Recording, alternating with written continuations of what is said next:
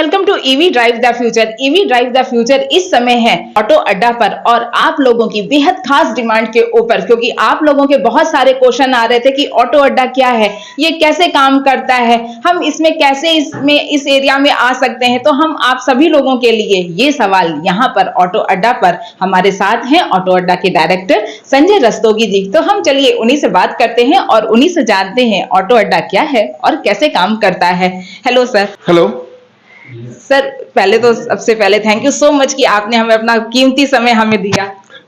मैं भी चाहता था बहुत दिन से इसके बारे में बात करने के लिए, और आपके जो इतना बड़ा मंच आपने रखा हुआ है, सोशल मीडिया पे आपकी इतनी प्रेजेंस है, आपके माध्यम से हम बात करेंगे तो मुझे उम्मीद ये है कि बहुत हमारी आवाज़ बहुत दूर तक जाएगी और लोगों को पता चलेगा कि ऑटो अड्डा हम करते क्या है।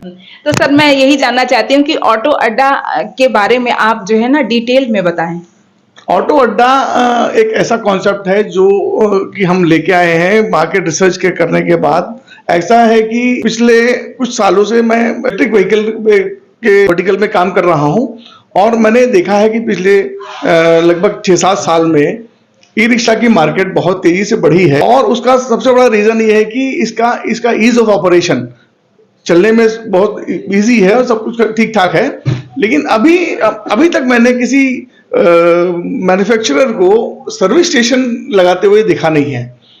तो हमने जब मार्केट सर्विस किया तो हमें ये पता चला कि गाड़ी बनाने वाले तो बहुत हैं यहाँ पर, लेकिन गाड़ी को सर्विस करने के लिए कोई ढंग का सर्विस स्टेशन या वर्कशॉप नहीं है।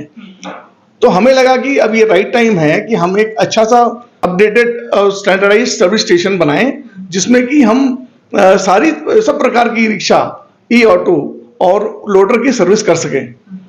तो ऐसा कॉन्सेप्ट लेकर के हम एक ऑटो अड्डा के रूप में एक वर्कशॉप बनाई है, और हमने अब तक लगभग 3 वर्कशॉप बनाई है, जिसका कि हमें बहुत अच्छा फीडबैक मिल रहा है मार्केट से।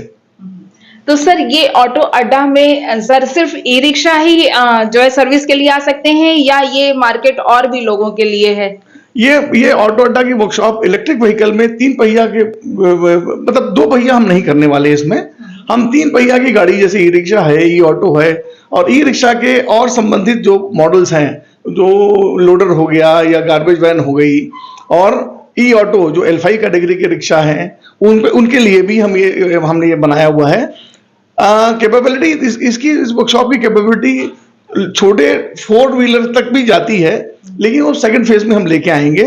फिलहाल हम ई रिक्शा और ई ऑटो की तरफ पूरी तरह फोकस है, और हम इसमें आफ्टर सेल सर्विस से लेकर के स्पेयर पार्ट से लेकर के और बाकी सब चार्जिंग स्टेशन का भी प्रोविजन हमने किया हुआ है इसमें, ताकि एक जगह आने के बाद ई रिक्शा के चालक या हमारे जो कस्टमर्स हैं या एंड कस्टमर्स हैं, उनको सुविधा का लाभ मिल सके।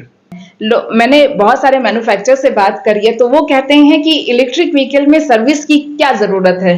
तो मैं इसी में बात करना चाहती हूँ कि मतलब वो जिस हिसाब से ये बताते हैं कि सर्विस की कोई जरूरत नहीं है, और आप कह रहे हैं कि सर्विस है, क्योंकि मैं ये इन दोनों चीजों को समझ नहीं पा रही हूँ। देखिए, मैं आपको एक बड़ी सिंपल सी बात ये बता दूं। आपको ये ध्यान रखना पड़ेगा कि जो चलता है उसको सर्विस की जरूरत पड़ेगी। जो व्हील्स हैं, व्हील जब चलेंगे तो घिसेंगे, व्हील के साथ में लगी हुई बेरिंग्स घिसेंगी, व्हील को रोकने के लिए ब्रेक्स और ब्रेक शू घिसेंगे। बहुत सारे पैरामीटर ऐसे हैं जो समय समय पर लुब्रिकेशन, समय समय से सर्विस, ऑयल चेंजेस, ये सब चीजों की डिमांड आती है। ये हो गया आपका normal maintenance services.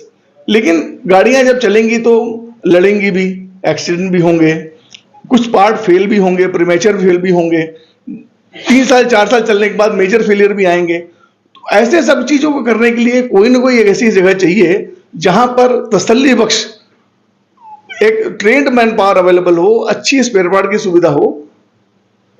E rickshaw में भी आपको सर्विस की उतनी ही जरूरत है जितनी की आईसी इंजन, मतलब कि जो पेट्रोल इंजन होते हैं, डीजल इंजन होते हैं, जो सर्विस उनको जरूरत पड़ती है, ई रिक्शा में, इलेक्ट्रिक व्हीकल में भी वो जरूरत पड़ती ही है।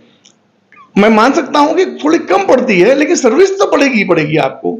अभी आप देख लीजिए, जो सेल्स वॉल्यूम्स आ रहे थे अब तक ई रिक्शा के, अब मैं देख रहा हूं कि पिछले 6-8 महीने से वो स्टेबल आ गए हैं। अब उनमें ग्रोथ नहीं आ रही है। वो ग्रोथ ना आने का एक मेन रीजन ये भी हो सकता है कि जो पुरानी गाड़ियां हैं वो सड़क से बाहर जा रही हैं for want of spare part, for want of service. तो वो जब सर्विस नहीं मिलेगी, स्पेयर पार्ट नहीं मिलेंगे, तो आने वाली गाड़ियां जो है सड़क पे कैसे आएंगी? लोग देख रहे हैं कि हमारी मतलब गाड़ियां जो ऑफ रोड होती जा रही हैं, उस सब के लिए आपको एक सर्विस स्टेशन की जरूरत पड़ेगी। मैंने देखा है कि इंडस्ट्री के अंदर अभी लोगों ने क्या किया है, बहुत सारे वर्कशॉप को, छोटे छोटे वर्कशॉप को गोद लेकर के उनको ईवी के लिए तैयार किया है, लेकिन उस सब से काम चलेगा नहीं। हमको अब एक्सक्लूसिव इलेक्ट्रिक व्हीकल की मल्टी ब्रांड सेवा की जरूरत पड़ेगी, जो कि ऑटो अड्डा पूरी तरह सक्षम है इसको करने के लिए। ऑटो अड्डा पे के सर्विस लाइन में और कैसे, मतलब ये कहा जाए कि फ्यूचर प्लान्स क्या है ऑटो अड्डा के, इसके बारे में कुछ बताइए। फ्यूचर प्लान्स हमारे ऐसा है, ये है कि हमने शुरुआत तो की है यूपी से, यूपी के मार्केट से। अब हम नेक्स्ट फेज में हम बिहार जा रहे हैं, बिहार के बाद हम छत्तीसगढ़ जाएंगे, छत्तीसगढ़, एमपी, यूपी के और भी पार्ट्स हैं जहां वहां पे जानेंगे, क्योंकि यहाँ पर ई रिक्शा का घनत्व बहुत ज्यादा है, डेंसिटी बहुत ज्यादा है। तो जहां पर डेंसिटी ज्यादा होगी, मार्केट वहीं ज्यादा होगी, फेलियर भी वहां ज्यादा होंगे, काम भी वहां ज्यादा होगा, लोग परेशान भी वहां ज्यादा होंगे। तो ऐसी स्थिति में ऑटो अड्डा की जरूरत ऐसी जगह पे जरूर पड़ेगी।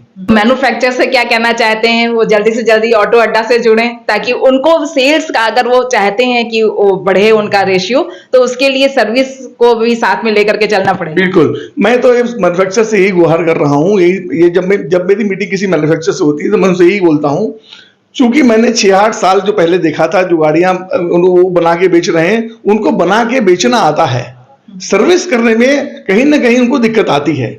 तो मैं तो ये चाहता हूं कि वो अपने गाड़ियां बनाएं और सर्विस में ऑटो अड्डा की तरफ देखें। हम ऑटो अड्डा की तरफ से उन गाड़ियों की पूरी तरह हिफाजत करेंगे, जैसा वो चाहते हैं उनके कहे के हिसाब से हम करेंगे। Thank you so much sir, thank you so much. You are welcome.